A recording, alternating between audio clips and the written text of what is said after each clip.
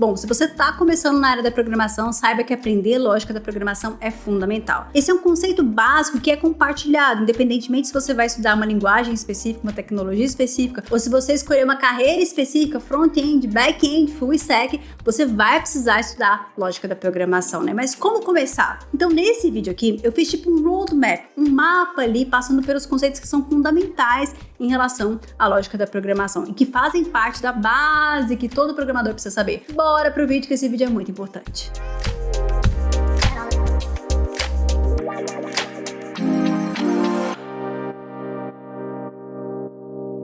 Olá pessoal, bora para mais um vídeo, eu sou Carol Tequita, seja bem-vindo ao meu canal A Tequita Dev. Você vai encontrar muito conteúdo sobre tecnologia, sobre programação que vai te ajudar na sua carreira como programador. Se você é novo por aqui e ainda não é inscrito, não esqueça de se inscrever, porque tem muito conteúdo legal para você, se esse conteúdo te ajudar e for útil, tá? Porque a sua inscrição ajuda o meu conteúdo a atingir mais pessoas. Assim como comentar, compartilhar é muito importante. E todo vídeo meu eu respondo os comentários de vocês. Estou sempre aqui olhando os comentários de vocês. Então, se você tiver alguma dúvida que não seja relacionada a esse vídeo, sugestão de tema, não deixe de comentar, porque eu estou sempre olhando, eu sempre respondo um comentário no final do vídeo, combinado? Você com certeza já ouviu falar de algum programador experiente, que é importante não pular etapas, focar na base da programação, né? Esses conceitos são os conceitos básicos que são compartilhados, assim como eu falei. Independentemente da tecnologia, da linguagem que você escolheu, você vai precisar saber lógica da programação. Então, basicamente, essa lógica da programação é o que te permite estruturar o seu raciocínio em comandos para que você consiga escrever esse código aí para se comunicar com a máquina, né? É uma forma de materializar o seu raciocínio em lógica. Antes de começar a falar sobre esses conceitos que são importantes, eu preciso dizer que esse conteúdo aqui é um oferecimento da Escola DNC, que possui uma formação em tecnologia muito bem estruturada. A ementa da DNC não pula etapas, então eles focam na base. Você vai ter contato com módulos ali que falam sobre ciências da computação, lógica da programação, justamente para te formar um bom profissional com uma base sólida. Não é à toa que a sua trilha full stack tem um incrível índice de 99,57% de empregabilidade. E só é possível atingir esse índice altíssimo ali com um conteúdo de qualidade feito por especialistas, com uma ementa muito bem estruturada e com uma metodologia focada em prática, onde o aluno tem a oportunidade aí de atuar em diversos projetos práticos ao longo do curso. E nós usaremos justamente essa ementa ali para poder focar nesses conhecimentos básicos ali que são importantes para os programadores, né? Antes de entrar nos conceitos básicos de lógica da programação, é muito comum as pessoas começarem a estudar lógica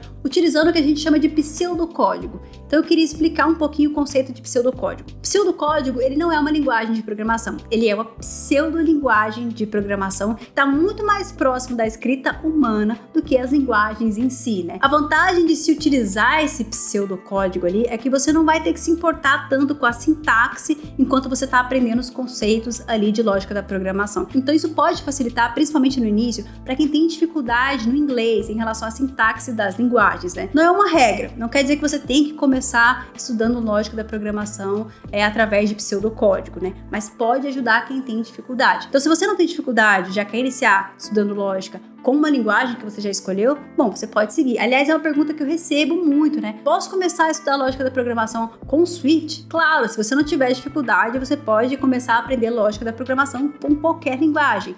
Mas a própria escolha da linguagem é uma barreira e dificuldade para muitas pessoas. Por isso, nesse momento de aprender essa base da lógica, adotar esse pseudocódigo pode ajudar para quem está começando. Para vocês terem uma noção do que é um pseudocódigo, eu vou colocar aqui na tela um pseudocódigo e um algoritmo escrito em Java. Dá para ver notavelmente a diferença ali de legibilidade, ali fica mais fácil entender o pseudocódigo se você ali não está familiarizado ali com programação, que é justamente quem está iniciando e aprendendo lógica da programação. Para não dizer que eu fui cruel e coloquei Java, já que muitas pessoas criticam Java, vou colocar Swift, que é uma linguagem maravilhosa que eu amo de paixão ali, para vocês verem que mesmo assim existe essa diferença, principalmente em relação à sintaxe ali, aos termos em inglês, que pode causar um estranhamento para quem está começando. Agora, já que eu expliquei o que é um pseudocódigo, vamos entrar ali nos conceitos básicos de programação. E a primeira coisa que você precisa aprender são os algoritmos. Os algoritmos são basicamente um conjunto de passos que nos ajudam a resolver um problema ou executar uma tarefa. Ficou difícil de entender? Vou explicar no exemplo mais prático. Vamos supor que você comprou uma cadeira gamer, assim como essa que eu tenho aqui. Como que ela vai chegar na sua casa? Uma caixinha ali toda desmontada e você vai ter que montar a sua cadeira gamer. Vai vir um manual com todos os passos que você deve executar para poder montar a sua cadeira game. Então vai ter o passo a passo. Você vai colocar uma peça na outra, vai conectar ali usando parafusos X e Y, até que você consiga montar a sua cadeira. Então, basicamente, é essa a definição de algoritmo. Só que na ótica da programação, você vai dar as instruções para que a máquina execute aquela tarefa ou aquela funcionalidade, né? Se a gente for pensar também, é como fazer um bolo. Por mais que você não entenda nada de gastronomia nesse sentido, você entende o raciocínio lógico por trás de você ali fazer um bolo. Então, você não vai simplesmente misturar os ingredientes se você ainda não pegou os ingredientes. Você não vai assar o bolo se você não misturou os ingredientes. Você não vai colocar o bolo no forno se você não pré-aqueceu o forno. Então tem toda uma lógica e uma sequência, e essa sequência ela é muito importante nos algoritmos, porque dependendo da forma com que você organiza esses passos, né,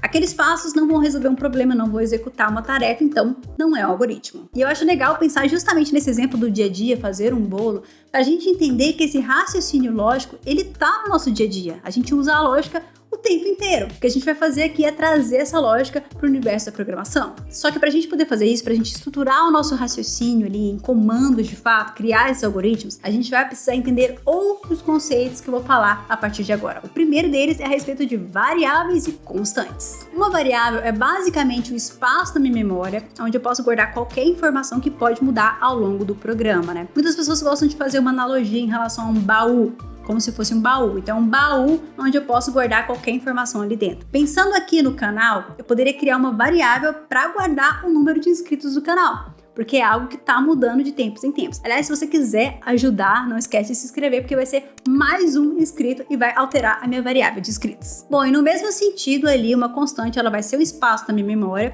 só que eu vou armazenar um valor que não vai mudar ao longo do programa. Então, eu estabeleço esse valor no início, esse valor ele não vai mudar, ele é constante. Um exemplo legal que a gente poderia usar para entender isso de uma forma mais prática, né? Eu poderia ter no meu projeto uma constante que armazena o número de dias de uma semana. Isso não vai mudar, então isso é uma constante. Eu defino isso no início do meu projeto e vou utilizar ali para poder fazer qualquer cálculo nesse sentido. Entendendo as constantes e variáveis, a gente vai seguir para um outro conceito que é importante. Afinal, eu estou armazenando alguma informação, mas aquela informação ela tem um tipo. Então, o tipo de dado ele é importante. O tipo de dado que eu estou armazenando ali naquela variável ou naquela constante. Então, existem vários tipos de dados ali que a gente pode utilizar no nosso programa. Pode ser um inteiro, pode ser um número decimal, pode ser uma string, um texto, né? Pode ser um booleano, né? Uma flag, verdadeiro ou falso, que eu posso guardar ali na minha variável ou na minha constante. Bom, nós entendemos aonde nós armazenamos as informações e os tipos dos dados, mas o que a gente pode fazer com esses dados? Como que a gente vai aplicar a lógica ali e construir nossos algoritmos? Para isso, a gente vai precisar entender o que são operadores ali e também os condicionais. Operadores são basicamente símbolos que a gente vai utilizar ao longo do nosso código para indicar ali operações matemáticas, lógica ou comparação. Um exemplo de operadores matemáticos é mais, menos, vezes e divisão, que nos possibilitam justamente fazer essas operações matemáticas básicas no nosso código, né? Operadores de comparação seria igual, diferente, maior que, menor que. Operadores de lógica seria e,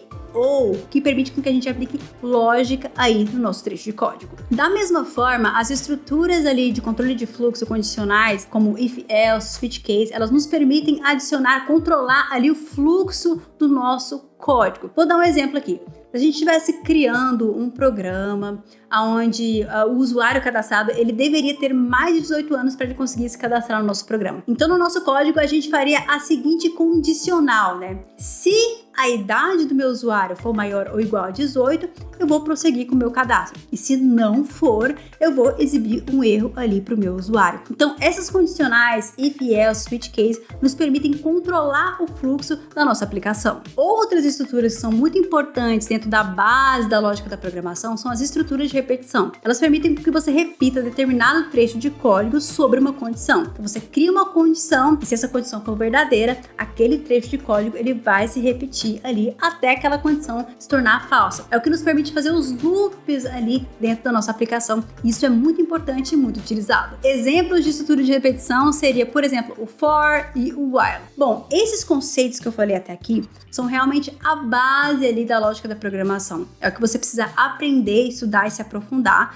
para ter essa base sólida. Isso vai ser compartilhado, assim como eu falei, com qualquer linguagem que você for aprender. Você vai precisar dominar esses conceitos de lógica da programação, né? E você vai entender que a linguagem, a sintaxe, ela acaba sendo um detalhe. Tanto que programadores mais experientes, normalmente eles trabalham com várias linguagens ao longo da sua carreira. E para isso, ter essa base sólida vai ser muito importante. Eu, por exemplo, já trabalhei com muitas linguagens, PHP, JavaScript, ActionScript, que já morreu essa linguagem, inclusive, Objective-C, Swift, C Sharp e agora Kotlin, e com certeza vou aprender muitas outras linguagens ali na minha carreira, porque a gente está sempre aprendendo, a gente está sempre aprimorando, mas para isso a base é muito importante. E a escola DNC, ela acredita justamente que para você ser um profissional acima da média, você precisa ter uma base sólida para depois se aprofundar em tópicos avançados. Então, ao longo do curso, você vai ter contato não só com tudo isso que a gente falou aqui, mas outros conceitos muito importantes, como orientação a objeto,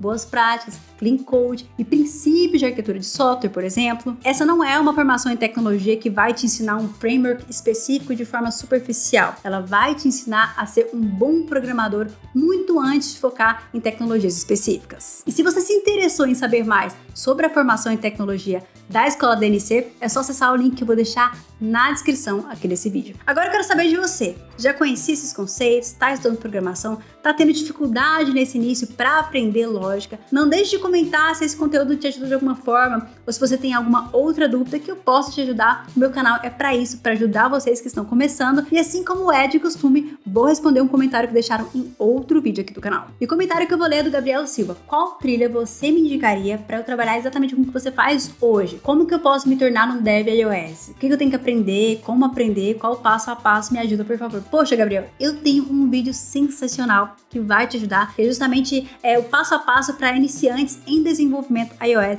E lá eu falo sobre o roadmap completo de estudos para você aprender a linguagem Swift, né? Para você aprender os conceitos básicos, do básico ao avançado que você vai precisar na sua jornada como desenvolvedor iOS. Eu vou colocar esse vídeo, inclusive, aqui na descrição para que você assista, porque tem muita informação lá que vai te ajudar. E eu tenho certeza que esse conteúdo vai clarear um pouquinho as ideias em relação a qual caminho seguir. Aproveitando justamente essa dúvida do Gabriel, para dizer para você que se você quiser encontrar um conteúdo específico aqui do canal, você pode digitar ali na barra do YouTube Atequita, espaço, o tema que você quer buscar. Porque de repente eu já gravei algum conteúdo que pode te ajudar. E eu sei que o YouTube tem que melhorar muito a respeito ali de busca de conteúdo, né? Porque ele não tem uma busca específica para o canal, o que eu acho que seria importante, né? Para achar conteúdos antigos. Mas se você está procurando algo específico, digita Atequita, espaço, e o tema que você está buscando. Aqui no canal, para vocês terem uma ideia, tem 269 vídeos. Então é muito vídeo aqui, muito conteúdo que eu já gravei. Eu também já organizei as playlists para vocês acessarem aqui no canal para ajudar. Então tem playlist só de roadmap, playlist com dica para quem está começando, playlist com materiais de estudos. Não deixem de olhar e maratonar os conteúdos aqui do canal. E antes de eu me despedir aqui pro próximo vídeo, eu vou indicar outros 2 conteúdos para você assistir aqui no canal. Um desses conteúdos, na verdade, não vai ser um vídeo, vai ser uma playlist, todos os roadmaps que eu tenho aqui, todos os mapas de estudos que eu tenho aqui no canal, de várias áreas da programação que vai te ajudar. E o outro conteúdo vai ser uma indicação do YouTube para você. A gente se vê no próximo vídeo e agora eu vou organizar meu Notion para organizar os conteúdos que eu vou lançar ainda aqui no canal. Não esquece de se inscrever porque tem muito conteúdo legal.